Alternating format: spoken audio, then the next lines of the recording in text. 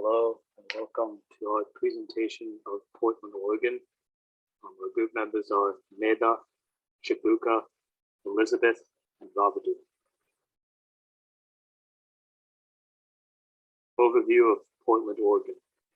The city of Portland is located on the northwestern border of Oregon and is the largest city in Oregon. But what is it really like? As stated in the Central City 2035 plan, Portland City Center, quote, is the center of the metropolitan region, with Oregon's densest concentration of people and jobs, end quote. According to the PortlandRELOGuide.com, Portland's job market is mainly dominated by the high-tech, manufacturing, and athletic apparel industries, and, quote, there is growing demand for office and creative space, end quote, for businesses as stated in the Central City 2035 plan. This is because Portland offers infrastructure, connectivity, and a quality of life that draws trained and talented workers to the city. The Central City 2035 plan indicates that the city center is a major center of economy, education, employment, culture, and entertainment, and is expected to grow in population in the near future. Currently, Portland has a predominantly white population, with Asian, multiracial, and African American followers. The population of Portland has in many ways contributed to its history, which is shaped by, quote, abundant natural resources, culture, and natural beauty, end quote. According to TravelPortland.com in 2022, Portland is best known for being, quote, sustainability-minded, end quote, with, quote, easy access to nature, end quote. The city of Portland aims to maintain and build upon what is already present. And to this end, they have created an extensive sustainability plan. By looking through the archives and documents that can be found on Portland.gov, you will find that the sustainability history of Portland is long and substantial.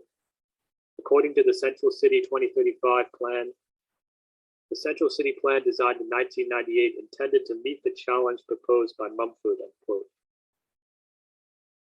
Quote, intended to meet the challenge posed by Mumford, end quote, in making the best of the beauty and natural resources present in Portland. The most recent draft of Portland's sustainability plan, Central City 2035, is a draft created for a new Portland, with new challenges, and according to Central City 2035 plan, it aims to, quote, improve and build upon the city's traditions, honoring the history of the place while boldly moving forward in new directions, end quote. In a nutshell, it is an, quote, plan for the future of the heart of the city, end quote, as stated in Central City 2035. The previous statement is incredibly clear when looking at the huge number of individuals and groups involved in creating the plan. Though the Bureau of Planning and Sustainability, the Portland Planning and Sustainability Commission, and the Portland City Council spearheaded this effort, there were also contributions from the Bureau of Transportation, Prosper Portland, an organization focused on expanding job creation and economic opportunity, the Bureau of Parks and Recreation, the Portland Housing Bureau, and many more. Clearly, this plan has a lot of different perspectives and goals incorporated and aims for a holistic and integrative approach to building a sustainable city. Social economic initiatives in Portland. Portland's Sustainable City Plan consists of various economic, social, and environmental initiatives. In fact, 3 out of the 5 guiding principles in the Central City 2035 plan are economic prosperity, human health, and environmental health. These guiding principles will drive health, equity, and prosperity for the city. One of the major economic hubs of Portland is Central City. The Central City economic initiatives include policies to support economic growth in traded sector industries, protecting industrial and employment regions, partnering with higher education institutions, and focusing on affordability barriers. According to Central City 2035 plan, one of Central City's economic goals is to make the city economically competitive and robust within the West Coast region, especially by expanding business activity. 2 policies Portland aims to implement to achieve this goal are Policy 1.6, or traded sector growth by enhancing business development affairs efforts in concentrated industrial areas, as well as Policy 1.7, which addresses entrepreneurship and business innovation by increasing job opportunities for business in Central City. The Bureau of Planning and Sustainability, or BPS, in Portland, took note of market trends for job growth in Portland. They concluded that Portland and the region are generating robust and diverse economic growth. Additionally, high-wage jobs have grown 56% and low-wage jobs have grown 37% from 2000 and 2018. However, in the same period, the share of middle-wage jobs has dropped 58% to 48%. According to the report, many of these middle-wage jobs are in industrial sectors. Therefore, the city aims to improve this metric by addressing the shrinking supply of industrial land, by, quote, addressing the shrinking supply of industrial land, reducing BIPOC income disparities, end quote, etc. Portland's Central City is committed to improving the state of their economy by increasing diverse job opportunities and providing more infrastructure resources for business. Similarly, they are committed to social growth by encouraging healthy communities. Central City's sixth major goal includes ensuring that Portland can benefit human and environmental health. In working towards this goal, the Central City 2035 plan presents several policies geared toward the health of the community. Policy 6.6 of their human health policy encourages the creation of a bike and pedestrian network, improved access to healthy and locally grown foods, and fostering a hospitable public community. Creating more bike and pedestrian paths encourages more active transportation among citizens. The Central City 2035 plan illustrates a methodology by which primarily car-accessible streets could become pedestrian priority areas. The transition would start with streets that are currently low traffic and slowly expand across large metropolitan area. Portland's Central City 2035 plan shows its commitment to economic and social growth through numerous policies supporting business, education, culture, and overall prosperity. By encouraging participation between multiple groups such as universities, citizens, and businesses, the policies are helping the city thrive. Environmental initiatives in Portland, Oregon. One of Portland's environmental initiatives is to switch their energy sources from non-renewable to renewable. 15% of the city's energy for buildings is to be from on-site renewable energy generation. This includes geothermal pumps, solar panels, solar thermal water heating, and biogas. According to Ted Wheeler, the mayor of Portland, they are committed to, quote, meet the community's electricity needs with renewables by the year 2035 and move all remaining energy sources to renewable ones by 2050, end quote. Portland acknowledges the goal is rather ambitious, but is committed to being a leader in the fight against climate change. Oregon strives to have a cleaner environment for the future generations. The chair of Multnomah County, Oregon's most populated county, embraces the mayor's news stating that, quote, 100% renewables means a future with cleaner air, a stable climate, more jobs, and economic opportunity, end quote. Cleaning up Oregon's energy sources benefits the environment and its inhabitants, stimulating the economy and helping people to live better lives. Another of Portland's environmental initiatives is the Greater Green 5-year initiative to boost green infrastructure.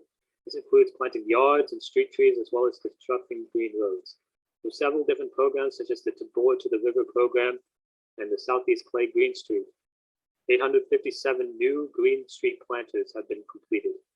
Green streets help reduce storm runoff and prevent pollution from getting into rivers. This helps protect the city's investment in their sewage and stormwater systems, as well as providing other services like absorbing carbon and improving air quality. Not only is green infrastructure good for the environment, but urban green spaces are also a good way to bring communities together. They create positive interactions with nature that can help citizens' mental health, as well as their desire to continue improving the city. Portland has a beautiful national landscape with winding rivers and signature open spaces. The Central City 2035 plan promotes an urban riverfront that supports wildlife and human health by supporting the cultural, historical, and ecological significance of the Willamette River. This program improves the environment as well as human health and happiness through parks, trails, and improved water quality for fish and other aquatic life. Improvements in the existing sustainability framework in Portland, Oregon. One opportunity which is especially promising for the development of Oregon as a whole is the use of geothermal power plants in order to power the operations within the central city. According to the U.S. Department of Energy in 2014, geothermal energy is mainly created by heating up water and using it to spin a turbine. As a result, geothermal energy sources release no CO2 emissions for the power which they produce, unlike solar and wind energy.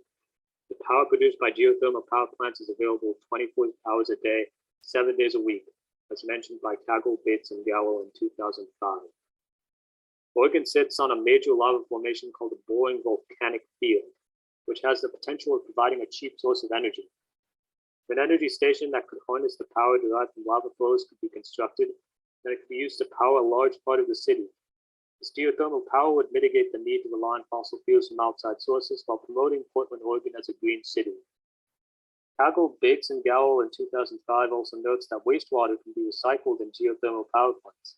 The Geysers facility in California is able to process 11 million gallons of wastewater in Santa Rosa, California, and convert it into usable energy for the entire region. Geothermal power plants can be used with wastewater from the city center of Portland, as is done in Santa Rosa, California, to provide clean water and clean energy. The sustainability objectives of the city of Oregon could be further improved by the introduction of more rail lines to help with traffic congestion within the city. In addition, Portland would appear to be a more modern city if it is able to use trains to transport people to and from the city center rather than relying on cars. The downside is that this would require a significant investment in time and capital in order to be put into effect. Many city centers in Europe and Asia have begun the process of removing all cars from their city center in order to reduce congestion and promote better livability within the city. According to Newwood, Hutchison, and Kameen 2016, multiple car-free city centers saw a 40% reduction in nitrous oxide levels. Cities with less congestion due to car traffic will see cleaner air, and properties will become more livable due to less greenhouse emissions in the air. Cars are a major source of CO2 emissions within cities, which can contribute to health problems in residents and poor overall quality of life for those living within the city. Wheeler 2010 mentions a study conducted by Southwood and Owens in 1993 on San Francisco, demonstrating that overall walkability was higher in regions with a high density of streetcars compared to regions with a high density of automobile-based roads. Portland's sustainability objectives will improve if the city shifts toward more walking and commuter-based forms of transport rather than cars and buses. Portland is committed to becoming a greener, more inclusive, and prosperous cities, and the coming years will certainly reflect this through their commitment to the Central City 2035 plan. Here's our bibliography.